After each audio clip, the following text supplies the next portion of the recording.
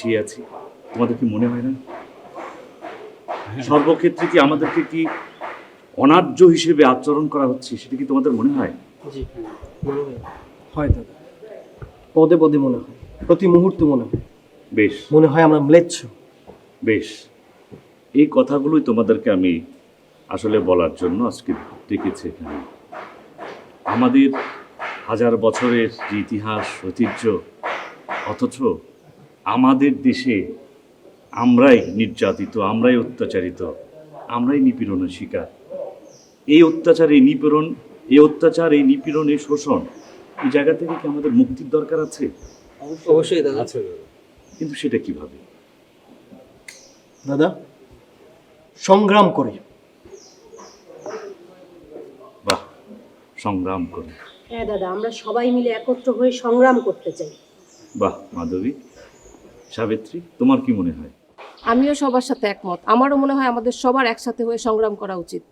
তোমরা তো খুব সহজে বলে ফেললে যে আমরা সংগ্রাম করতে চাই, কিন্তু এই সংগ্রাম, এই বিপ্লব, এই পথটা কিন্তু মসৃণ না, মানে সহজ না, সরল না, অনেক কঠিন। তোমরা নিশ্চয়ই ক্ষুদিরামের কথা শুনেছ। জি দাদা। আগে দাদা,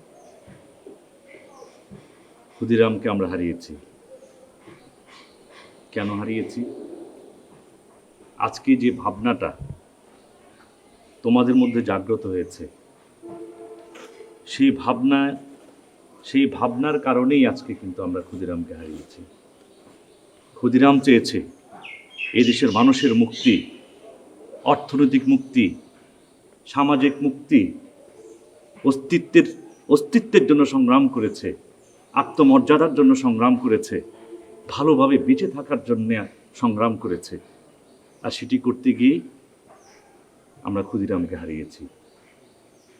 আমরা ক্ষুদিরাম থেকে, ক্ষুদিরামের জীবন থেকে, ক্ষুদিরামের কর্ম থেকে, ক্ষুদিরামের দর্শন থেকে আমরা শিক্ষা নিতে চাই, আমরা দীক্ষা নিতে চাই। বিপ্লব সবাইকে দিয়ে হয় না আসলে। বিপ্লবের জন্য নতুন রক্ত লাগে, তাজা রক্ত লাগে, তাজা প্রাণ লাগে।